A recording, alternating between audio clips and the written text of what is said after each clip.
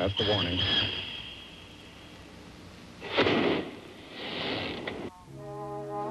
In 1951, Don became Television 7's entire news department.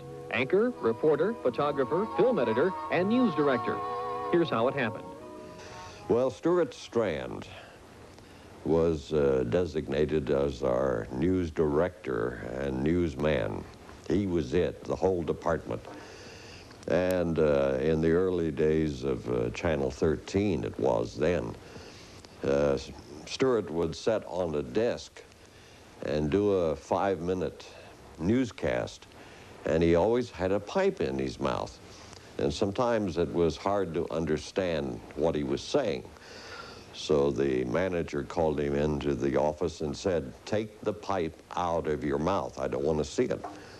Well, the same evening, Mr. Strand appeared, seated on the desk in the studio with the pipe in his mouth. And the next day, Mr. Strand was looking for a job. And the news director's position and news presenter was handed to me. In 1948, Don Wayne documented the Univest lens strike, 9 days of confrontation between strikers and Dayton police, and later the National Guard. Even then, Don had his distinctive style. Policemen, picket lines, speeches, arguments, arrests, meetings, soldiers, tanks, and thrill-seeking crowds.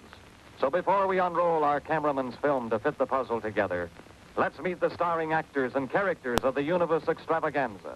In those days, the newsreels you saw in the theater were highly dramatic, as the narrator would put it.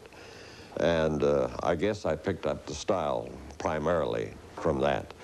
You know, in every journalist, electronic journalist, there has to be a little actor. You've got to dramatize things. You just can't read them and not essentially provide some impact with the audience. You have to gather the audience's attention. Then you've got it. In the mid-60s, Don was telling the Miami Valley about the fledgling space program and about Neil Armstrong, the Wapakoneta native who would later be the first man to walk on the moon. But then, he was the test pilot of the experimental X-15. Notice here in the hangars that all 3 of the X-15s are torn down for maintenance work.